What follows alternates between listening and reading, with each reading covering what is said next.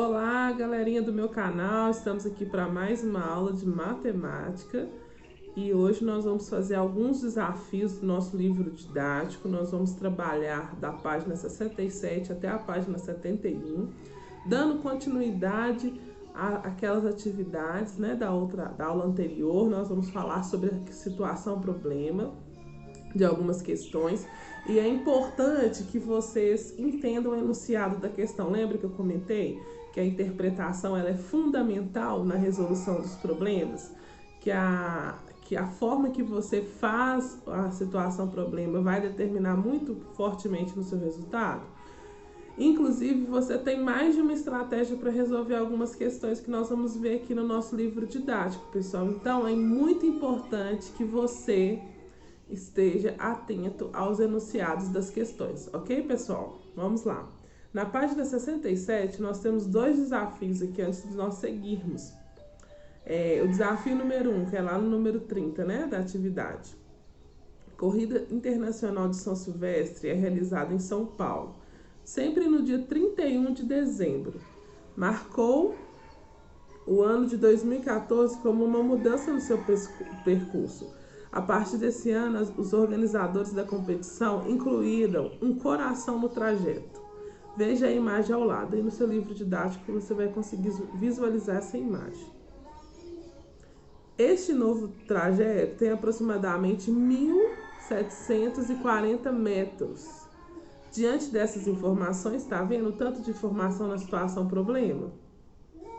Uma pessoa que fizer esse percurso 5 vezes está percorrendo quantos metros?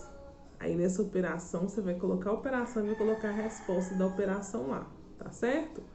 Então assim, preciso que você tenha atenção nessa parte, tá, pessoal? De ler, de entender, de fazer outra estratégia para o problema, tá bom? E aí qualquer dúvida nós vamos tirar na nossa live de terça-feira. Na questão 31, tá falando o seguinte: Ana usou 32 quadradinhos brancos para fazer a moldura da pintura quadriculada 7 por 7 ao lado. Tem uma figura aí ao lado, você vai acompanhar. Quantos quadradinhos brancos como esses quadradinhos ela teria que usar para fazer uma moldura de uma pintura quadriculada de 10 por 10? Aí tá as opções aí e você vai poder usar outras estratégias para você fazer, né, a resolução desses problemas. E você pode ler, você vai fazer de outra forma, tá bom? Conto com o seu raciocínio e com as suas estratégias, pessoal. E aí, pessoal, depois que vocês resolverem essas situações, problemas, e montar a estratégia, né, para resolver esses problemas, você pode colocar a resposta aí no seu livro didático. Inclusive, nas questões da página 68, nós vamos trabalhar a questão do perímetro. Não sei se vocês recordam do perímetro. E o perímetro é a linha que forma, né? Mas para você lembrar que o perímetro é a linha que forma, né, o contorno de uma figura e a soma dos lados dessa figura. Então, nessa atividade que nós vamos trabalhar também a questão do perímetro, tá certo? Construa na malha quadriculada um polígono com o mesmo formato e o contorno medindo triplo do tamanho do contorno da figura desenhada. Em seguida, complete as frases, tornando-as verdadeiras. Observação: considere que os lados de cada quadradinho da malha mede 1 centímetro. Então, cada quadradinho da malha mede 1 centímetro, tá? Aí você vai responder, né, as perguntas que tá aí abaixo da figura. E na 32 é um problema falando que em 2019 Carlos fez 23 anos. Carla fez 23 anos. Neste ano, se subtraísse 5 anos da metade da idade de Gleison, o valor encontrado correspondente à idade de Carla, qual seria a idade de Gleison quando Carla nasceu? Então, eu queria que você pensasse direitinho aí, que você vai ter que descobrir a idade de Gleison e depois você vai ter que descobrir quantos anos ele tinha quando Carla nasceu. tá? Aí nesse problema aí só tá a idade de Carla. Então, pessoal, vocês vão ter que ter atenção nessa parte aí, tá? Fazer outras estratégias para resolver esse desafio. Da mesma forma, lá no desafio da página 69, que vem falando lá da questão 34, pedindo para você calcular, né? Tem também uma situação, problema lá. Pedro completou sua coleção de bolinhas de gude, com isso todas as 13 caixas usadas para guardar a coleção passaram a ter 124 bolinhas. Sabendo que antes de completar essa coleção, faltava 22 bolinhas em 5 caixas para atingir o valor atual. Responda: quantas bolinhas de gude Pedro possuiu na sua coleção? Quantas bolinhas de gude Pedro tinha antes de completá-la? Então também é uma situação problema específica, é uma situação problema complexa. Então eu preciso que você leia e faça mais de uma estratégia para conseguir responder essa questão, tá bom, pessoal? E lá na nossa página 70, nós vamos começar a entender os padrões geométricos das figuras, né? Observa aquelas imagens que tá lá no pé da página, lá em cima da página, desculpa. Você vai ver que são imagens que remetem, sim, a formas geométricas, a padrões geométricos, né? Aí vem algumas perguntinhas para a gente refletir e entender um pouquinho delas. E essas figuras você vai conseguir identificar no seu dia a dia, né? Algumas das figuras, igual a gente vai ver aqui o mosaico, você já deve ter visto na sua aula de artes, alguma coisa relacionada ao mosaico, né? Então, assim, é importante a gente observar a nossa volta, o que temos para comparar, para medir e para conseguir assimilar o conhecimento, né? Desses novos conteúdos. Você sabe o que elas têm em comum? Todas são constituídas por repetições de alguma forma. Há alguma regularidade em sua composição. Dizemos que nessas figuras existem o padrão geométrico. A regularidade presente nesse tipo de imagem pode ser observada nas formas utilizadas, nas cores de ambas as peças. Podemos observar padrões geométricos em construções, na natureza e também nas obras de artes. Foi o que eu falei, né? Então a gente pode observar esse padrão geométrico em diversas coisas que nós vamos ver no nosso dia a dia, né, pessoal? Os mosaicos. Mosaico é uma técnica que se fixa nas peças pequenas em uma superfície plana. No dicionário encontramos significados relacionados à pavimentação, ou seja, ao revestimento de uma superfície. As peças de materiais e cores variadas preenchem a superfície, formando imagens decorativas. Podem ser utilizados ladrilhos, pedras, pedaços de madeiras, vidros, entre outras peças também. Aí, lá na página 71, você vai observar as figuras de mosaico que nós podemos encontrar no nosso dia a dia, né? Tem lá um mosaico no museu na Turquia, né? Que retrata a forma de um rosto humano. E depois você vê os mosaicos feitos em ladrilho de vidro, que usam decorações de casa, revestimento de cozinha, né? E revestimento de paredes. Às vezes tem pessoas que colocam no banheiro para decorar, né? Para fazer uma parede diferenciada, por exemplo. E também tem o mosaico feito de pedras, que é muito comum nos pisos, né? Não sei se vocês já têm o hábito de observar alguns pisos que a gente às vezes vai em algum parque, alguma coisa, a gente consegue visualizar alguma praça, esses mosaicos, eles feitos pro próprio piso, né, feito de pedra. Aí você começa a pensar, todas aquelas pecinhas têm o mesmo formato geométrico e às vezes o mesmo tamanho, né? Então, assim, se a gente fosse parar para pensar o trabalho que dá e se a gente fosse medir essas proporções, né? É muita coisa para a gente imaginar, mas o que eu quero chamar a sua atenção é para que você consiga focar que no dia a dia nós temos essas formas geométricas à nossa disposição, né? Aprendendo mais, você já ouviu falar em ilusão de ótica? Às vezes a gente faz até uma mágica, alguma coisa, mas na verdade as pessoas estão usando a ilusão de ótica. Para tratar esse assunto, vamos primeiro analisar a figura. Olha bem para essa figura aí. Olha só, fixa o seu olhar nessa figura. Discuta com os colegas acerca da seguinte questão: a figura é estática ou é em círculos girando? Quando você fixa o olho, não dá ideia que os círculos estão girando, é uma coisa bem interessante.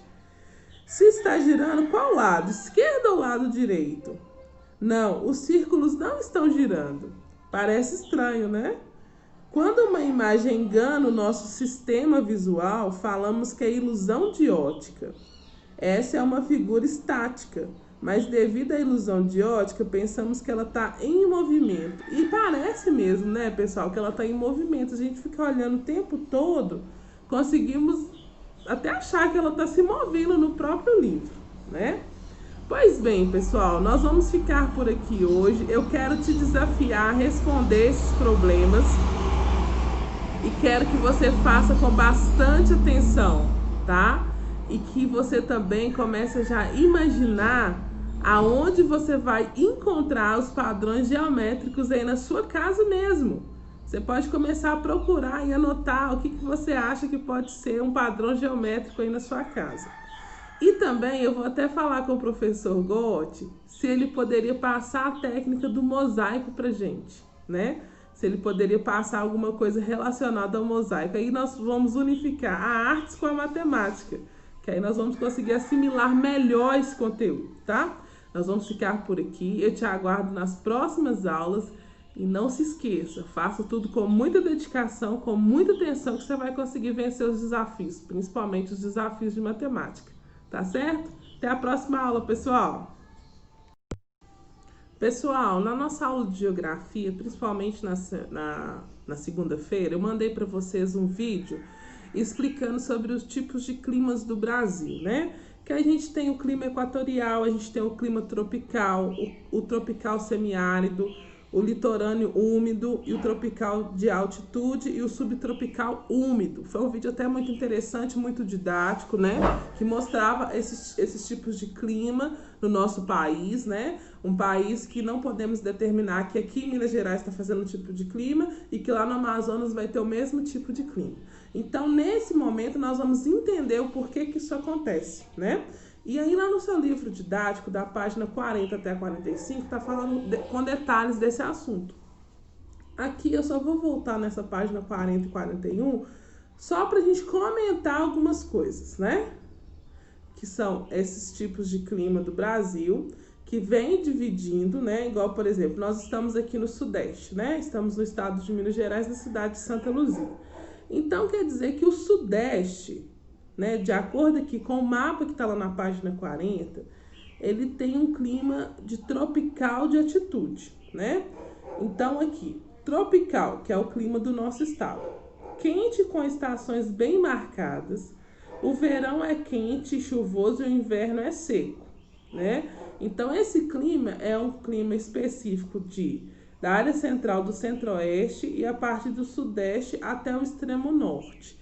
Podemos observar que aqui em Minas, quando tá no verão, tá quente mesmo, a gente tá todo mundo de bermuda, camiseta, e quando chega o inverno, tá todo mundo de blusa de frio, cachecol, porque faz frio mesmo. Então, é uma característica da região do Nordeste isso, né? Então, eu queria te chamar a sua atenção para você verificar, para você saber diferenciar esses tipos de clima. É muito importante você saber disso, tá? Então, volta lá na página 40, na 41, leia esse quadro que tá super explicado, tá tudo super dividido, então você vai conseguir entender perfeitamente o que cada região do Brasil, a cada clima que tem nessas regiões. Aí nós vamos ter algumas atividades para fazer lá na página 42 e na página 43, então eu gostaria de pedir você para fazer essas atividades aí no seu livro didático, né? Por exemplo, a questão 7. Leia a afirmação a seguir. No Brasil, a predominância do clima quente. Comente essa afirmativa descrevendo as zonas climáticas brasileiras. Então, de acordo com as zonas climáticas, você vai comentar essa afirmação do quadrinho aí, tá? Aí depois eu te pedir para você analisar esse mapa aí com os climas brasileiros, né? Tá tudo dividido. Se você ainda tem dúvidas sobre a abreviação do nome do estado, né? Igual tá lá, MG significa Minas Gerais, né? RJ, Rio de Janeiro. Então eu te peço que você vá na tabela do seu livro didático aí, quando a gente está falando dos estados, e dá uma memorizada nisso, tá? Que é importante você saber a abreviação para você conseguir identificar no mapa. Senão você vai ficar perdido e você não vai conseguir identificar qual estado e qual região estamos falando. A questão de se localizar nas regiões também é muito importante, tá, pessoal? Eu preciso que vocês lembrem direitinho onde que está cada região aí do Brasil, o estado, tá? Aí a 8. Localize o estado onde se encontra a sua escola. Sabemos qual estado que a nossa escola está. E identifique o tipo de clima representado nele. Então, você vai observar o mapa para você responder a questão 8, 9 e 10. Pessoal, não esqueça e não confunda. Cidade é uma coisa, estado é outra, tá? Não confunda essas duas coisas, tá bom? Porque aqui tá te pedindo o estado da escola onde você estuda. E você sabe qual que é. Aí lá na 9 está escrito: aponte os estados que apresentam esse tipo de clima. E 10, caracterize o clima do estado aonde você vive. Então, todos nós moramos próximo à escola. Então, é o mesmo estado da escola onde você vive, tá? Então, você vai falar lá e vai caracterizar como que é esse estado, beleza? Aí nós vamos entrar nesse texto aqui, que é a relação entre o clima e o relevo, e entender por que essa variação se dá. Muitas vezes no mesmo país, só que em determinados locais. E por que isso acontece? Marquei alguns pontos importantes, mas peço a você que leia todo o texto, tá? Para você identificar, e marque também com o seu marca-texto assuntos importantes que você vai conseguir identificar melhor. Não esqueça das palavras grifadas no texto. Leia na lateral o que significa aquela palavra, que é muito importante para você assimilar todo esse conteúdo, tá? O clima no Brasil sofre influências variadas. Um dos mais importantes é o relevo. As formas de relevo interferem nas condições do clima, pois alteram características da temperatura e a quantidade de chuvas em um determinado local, né? Aí nós vamos entender também o que é a altitude nesse texto. A altitude, medida de altura de um ponto qualquer da superfície terrestre em relação ao nível do mar, né? Por exemplo, Minas Gerais está pertinho do mar. Então, o clima de Minas Gerais ele vai ser extremamente influenciado por conta disso, tá, pessoal? Não se esqueçam. A altitude também é influenciada na quantidade de chuva de um determinado local. Então, nós temos que entender que, olha só, o tanto de coisa que vai variar o clima de um determinado local para a gente entender por que a variação desses climas no Brasil, né? As nuvens de chuva e umidade formadas no litoral não conseguem ultrapassar a serra devido à sua altitude. E assim as chuvas desabam com maior quantidade em costas das serras voltadas para o Oceano Atlântico, tá certo? Na página 44, o texto vem continuando e nos mostrando também algumas figuras e até um gráfico numa atividade lá. Vamos lá acompanhar. Outro fator que influencia no clima é a proximidade em relação ao oceano. Deu o exemplo de Minas Gerais, pois ela interfere na umidade. Normalmente, os lugares mais distantes do litoral costumam ser mais secos. Por isso que quando está inverno aqui em Minas, quem tem problema alérgico sofre mais, porque o clima ele fica extremamente seco mesmo, né? Diferente se você mora na encosta de um rio, perto de uma montanha, perto de uma região que tem mais árvore.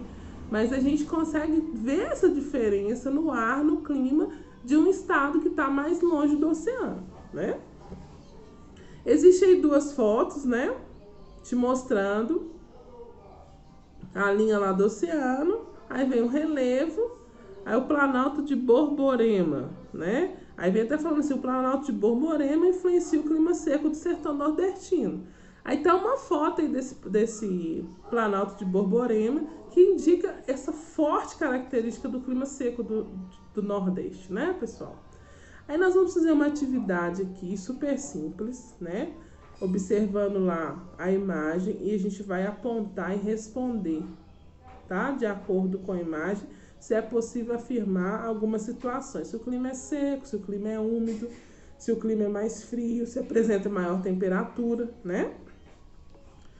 E aí, pessoal, nós vamos entender também o que o climogramas apresenta para nós, né? O porquê desse clima variado, como que se mede esse clima, né? O clima é representado por meio de climogramas. Climogramas, é meio que um trava-língua. Eles são uma espécie de gráfico que vai identificar a variação da temperatura em graus Celsius. Então, esses gráficos, ele vai conseguir medir toda a estrutura do clima de Belo Horizonte, por exemplo, de Santa Luzia, e de uma cidade lá em São Paulo, e mostrar e apontar a diferença de um lugar para o outro, né? Aí nós vamos ter um exemplo lá no gráfico, inclusive eu até também destaquei aqui, devido à extensão continental do Brasil, que é um país muito extenso, a diversidade de relevo em uma mesma época do ano, os municípios podem apresentar climas bastante diferentes, é o que eu citei aqui. Então tem uma diferença muito grande, né? Então aqui nós vamos conseguir observar, por exemplo, o climograma do município de Campos de Jordão, que está à sua esquerda aí da sua imagem, e depois o município de Jaguaribe, no Ceará, tá? Olha a diferença dos dois municípios, na mesma época do ano. Muito diferente, pessoal. Nos climogramas mostrados é possível perceber que a mesma época do ano, em dezembro, que eles estavam medindo em dezembro, na cidade de Campos do Jordão, que fica em São Paulo, o clima é mais ameno que em Jaguaribe, no Ceará. Esse fato se justifica pela localização das cidades. O município de Campos do Jordão está localizado em uma zona temperada e, por sua vez, está na Jaguaribe já está numa zona tropical do nosso território. Então, eles estão em zonas totalmente diferentes. E através desse climograma, você vai conseguir identificar essa diferença, tá? De temperatura, de clima, de relevo, de como que está a questão do ambiente lá, e isso na mesma época do ano, então na mesma estação, não tem nenhuma estação diferente mostrando aqui não, viu, pessoal? Estão medindo no mesmo período. Você vai analisar, né, o que está apresentando nesse gráfico, né, a maior temperatura foi de quê? A maior temperatura, o maior índice de chuva, então tudo aí que você vai conseguir identificar nesse gráfico.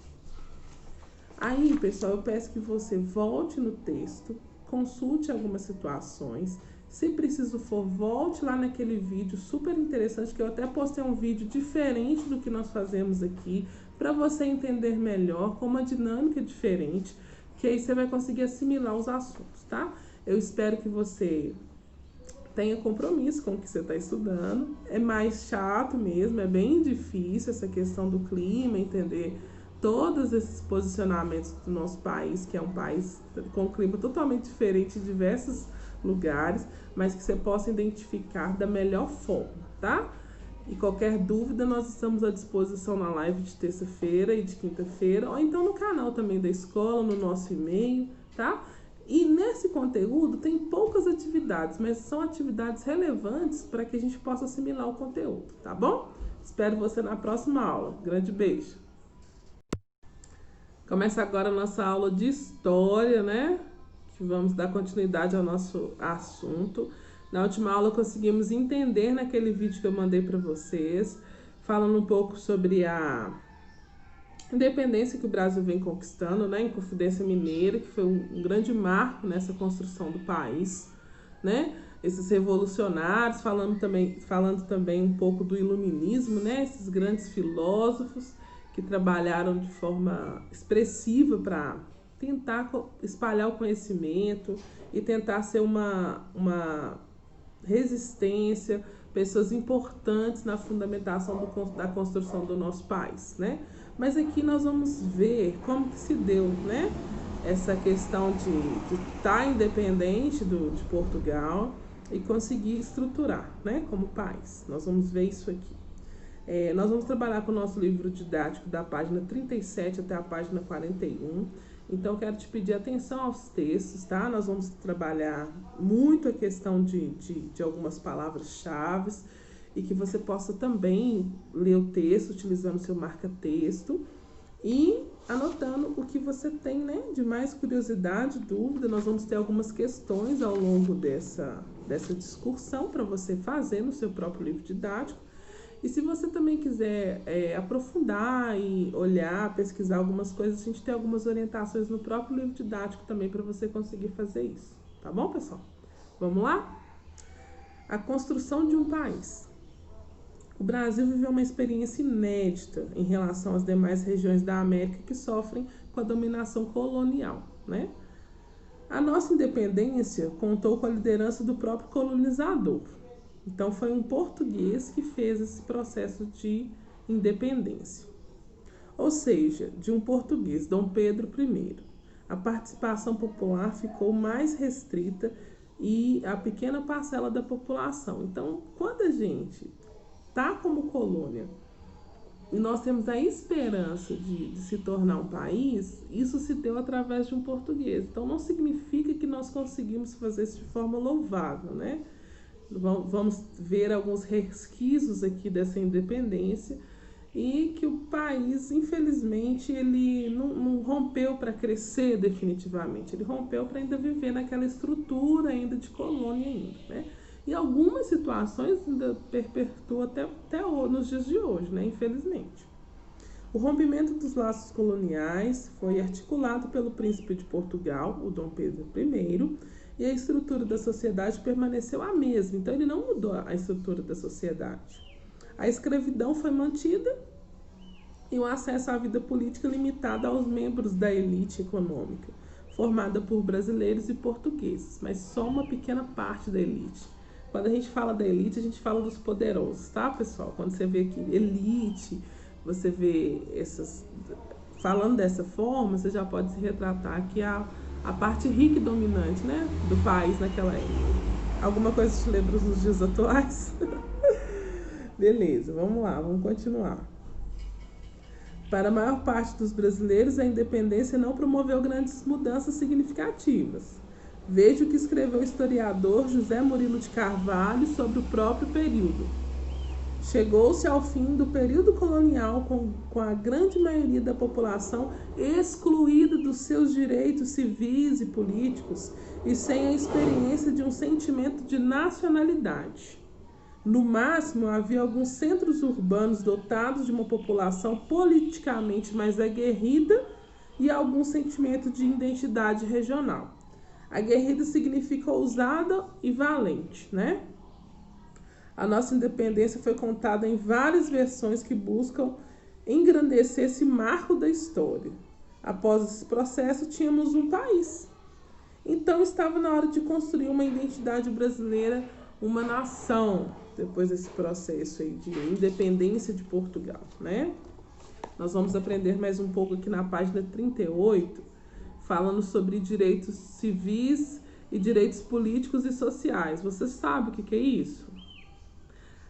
Em alguns momentos nós já comentamos, né? Às vezes eu escuto aquela frase, o meu direito de ir e vir, né? Eu tenho deveres, mas também tenho direitos. Então, isso foi uma coisa que foi constituída há muito tempo atrás, né? Para você viver em sociedade. Leia o texto abaixo e entenda um pouco mais sobre os direitos que compõem chamado de cidadania. Você vai dar uma lida nesse texto, né? Igual vou só dar uma iniciação aqui para você. Por exemplo, direitos civis são aqueles que são fundamentais à vida, a liberdade, a propriedade, a igualdade perante a lei, né? Então, assim, você tem essa garantia de ser tratado por igual perante a lei. E você tem a liberdade de ir e vir. Só um exemplo, essa pandemia ela nos causou uma grande indignação e nos causou até um pouco de medo, porque esse direito de ir e vir foi restrito, né? Ele foi tirado de nós. Então, assim, Quando a gente falou assim, tem que ficar em casa para proteger a saúde, muita gente achou que estava sendo dominado ali, né? Nesse momento tão crítico. Então, tudo que você faz é uma coisa que foi conquistada lá atrás para você ter direito. Igual nós temos direito à educação, né? É um direito nosso. Isso foi uma coisa que foi implantada há muito tempo atrás para você conseguir que hoje ter esse direito à educação. Então, assim, leia esse texto, marque os pontos mais importantes desse texto, que você vai conseguir verificar tudo e entender. Um conselho, galera, pega o dicionário, as palavras que você não entender de forma alguma, consulte o dicionário. É muito importante isso, tá? Pessoal, e nós vamos entender também que lá no século XVIII aconteceu a Revolução Francesa, um importante movimento que impactou a história. Os ideais de liberdade, igualdade e fraternidade influenciam o mundo todo. Uma das consequências da Revolução Francesa foi a Declaração dos Direitos do Homem e do Cidadão, que define no seu primeiro artigo e que todos os homens nascem são livres e iguais em direito. Esse documento é importante até nos dias de hoje para entendermos o que é cidadania.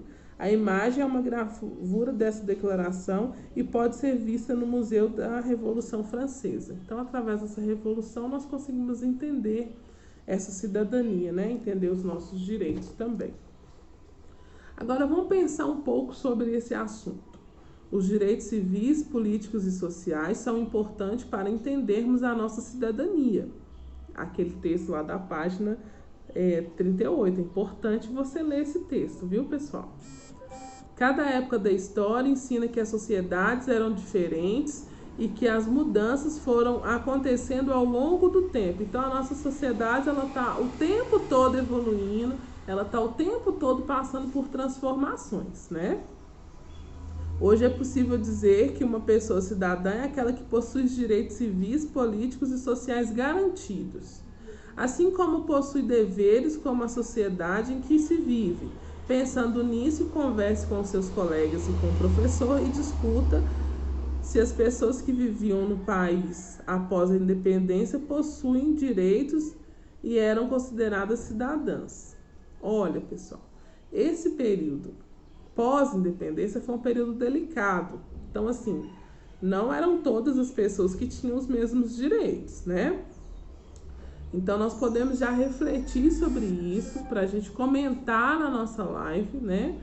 Da nossa próxima live lá. E nós podemos ver qual que é o seu pensamento. Mas, assim, de acordo com o que nós estudamos, as pessoas não tinham o mesmo direito. Hoje, por exemplo, as mulheres têm direito ao voto, né? As mulheres têm direito a trabalhar.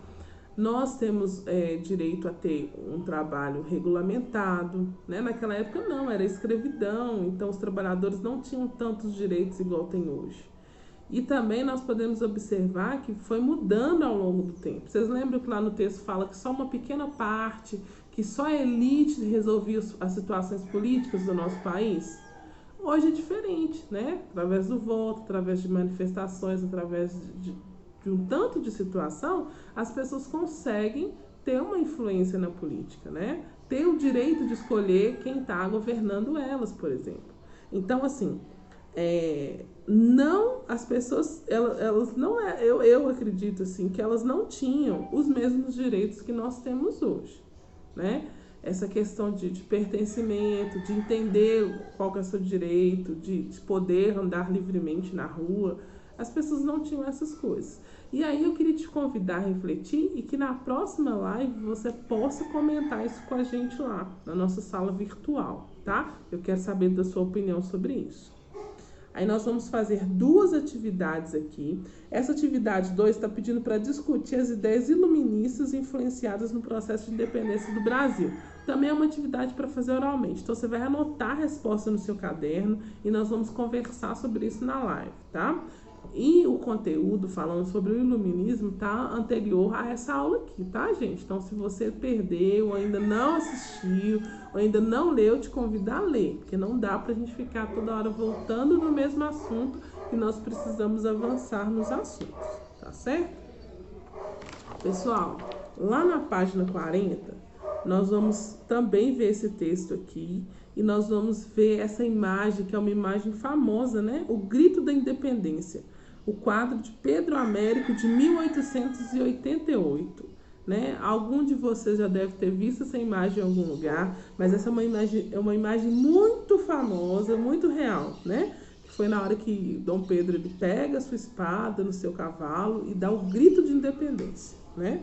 O quadro de Pedro Américo foi apresentado ao imperador Pedro II na Academia Real de Belas Artes de Florença no dia 8 de abril de 1888, ou seja, 66 anos após a independência. No texto de apresentação da sua obra, Pedro Américo diz que trocou a mula por um cavalo, porque tal montaria não ia condizir com a cena da independência. Então aqui falam, né, que Dom Pedro I ele estava montado numa mula e quando ele foi relatar o desenho que do Pedro Américo foi desenhar, ele colocou um cavalo que ficava mais imponente, né, para mostrar a independência do nosso país.